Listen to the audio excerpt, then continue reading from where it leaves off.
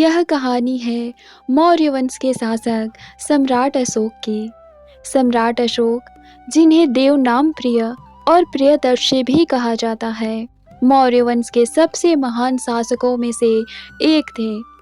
उनका शासनकाल 268 से 232 ईसा पूर्व भारतीय इतिहास का एक महत्वपूर्ण दौर था, जब भारतीय उपमहाद्वीप का बड़ा हिस्सा एक ही शासन के अधीन था।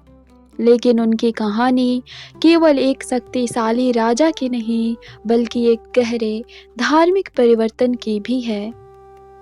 सम्राट अशोक ने अपने शासन के आरंभिक वर्षों में कई युद्ध लड़े हैं, जिनमें सबसे प्रसिद्ध था कलिंग युद्ध, जो 261 ईसा पूर्व में लड़ा गया था। यह युद्ध ओडिशा के कलिंग राज्य को जीतने के लिए लड़ा गया। हालांकि युद्ध में भारी रक्तपात हुआ, हजारों सैनिक और आम नागरिक मारे गए। युद्ध के बाद जब अशोक ने विनाश और मृत्यु के इन दृश्यों को देखा, तो उनका हृदय परिवर्तन हुआ। उन्हें अनुभव हुआ कि सच्ची विजय तलवार की नहीं, बल्कि प्रेम और दया और धर्म की होती है। कलिंग युद्ध के बाद अशोक ने हिंसा का मार्ग त्याग दिया और बौद्ध धर्म को अपनाने का निश्चय किया। उन्होंने बौद्ध भिक्षुओं से शिक्षा प्राप्त की और अहिंसा के सिद्धांतों को अपने जीवन का आधार बनाया। उनके शासनकाल में बौद्ध धर्म का व्यापक रूप से प्रचार प्रसार हुआ। अशोक ने पूरे भारत और पड़ोसी देशों में बौद्ध धर्म के संदेशों को फैलाने के लिए शिलालेखों और स्तंभों का निर्माण करवाया।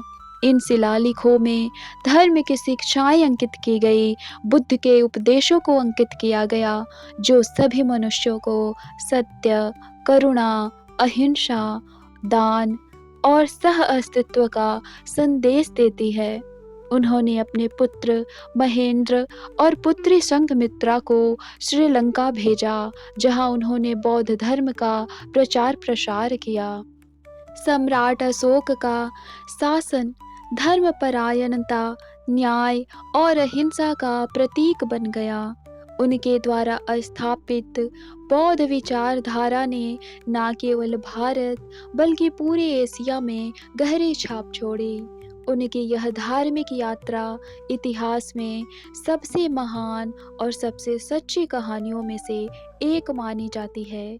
अशोक की कहानी से हमें यह शिक्षा मिलती है, हमें यह सीखने को मिलता है कि सबसे महान शक्ति प्रेम, दया और अहिंसा में निहित होती है।